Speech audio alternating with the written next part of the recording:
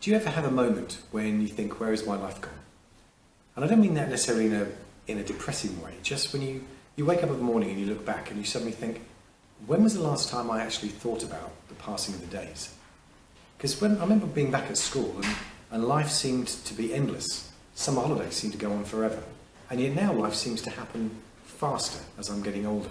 And it's so easy to just look back and think, wow, where has this year gone?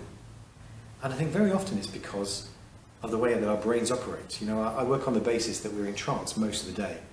And the consciousness is just something we visit every now and again, but we think it's the major state we're in. And so we kind of almost wander through our day.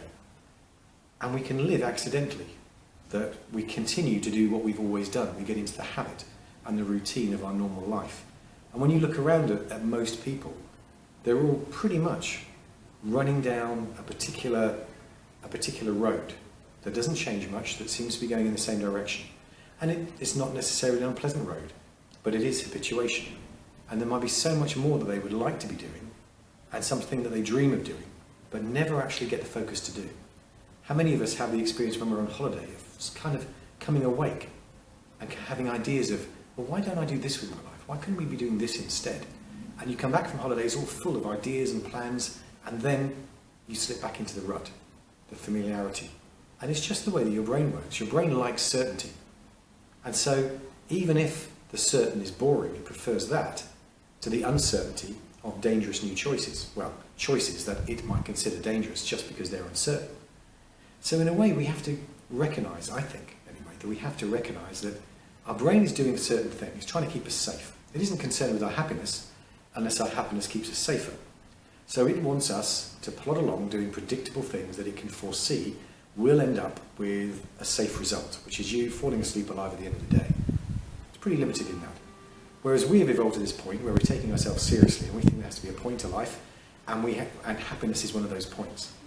So we actually have to, in the moments when we can wake ourselves up, say, what is it that I can do to train my brain into making the choices so that when I drift back off into my trance, are unconsciously moving me towards what I want, the happiness that I want. And it's a skill. It's a skill, and it's a thing that you need to set up.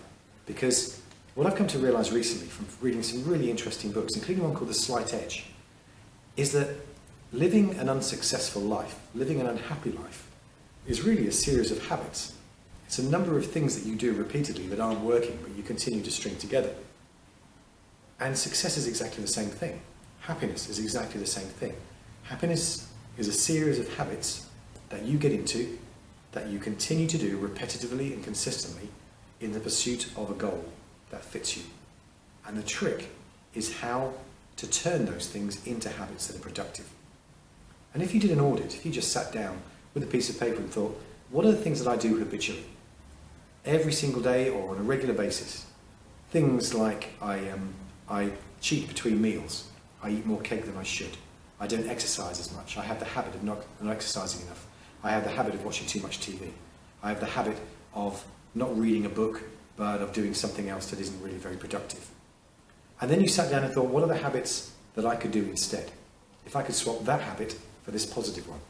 And just break them down into small things. Begin with the smallest thing that you could do, that you could find yourself doing that you wouldn't break out of. Let's talk about exercise. So many people think, right, I'm going to join the gym, I'm going to exercise 4 times a week, an hour every time, and within a week they're tired, they're hurt, they're exhausted, they're knackered, they don't want to do it. How about just doing 10 minutes? If 10 minutes is too much, how about just doing 5 minutes? Make that into a habit. Don't add any more until every day you do 5 minutes of exercise. Then add another 5 minutes. Go down to the smallest unit of change that you can manage successfully and consistently, and then build that up. And after a while, what you find is, and science is showing this, that if you set up a successful habit, your brain seems to take that as a starting point, and you'll find yourself doing more successful habits as a result of it. So you begin to stitch together a sequence of things that you do habitually every day that move you in the direction you want to go.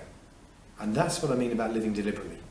Knowing that we can't be mindful all the time, knowing that our brain is geared to have us drift off so that it can get on with us doing things automatically. Let's train the brain to do the things automatically that make us wake up to a happy life. That's really what I'm about. So have a think about what your audit would reveal. And if something is getting in the way of a successful habit, then again, you could go and see one of a cognitive hypnotherapist who could go looking underneath at the unconscious motivations that are keeping you from sticking to good habits and keep taking you back to bad ones. Because your unconscious has a reason for maintaining bad habits. It has a positive intention, it's just doing it in a bad way. Once you figure out what that is, it's relatively easy to change. So please have a thought about that and come and see one of us if you possibly can.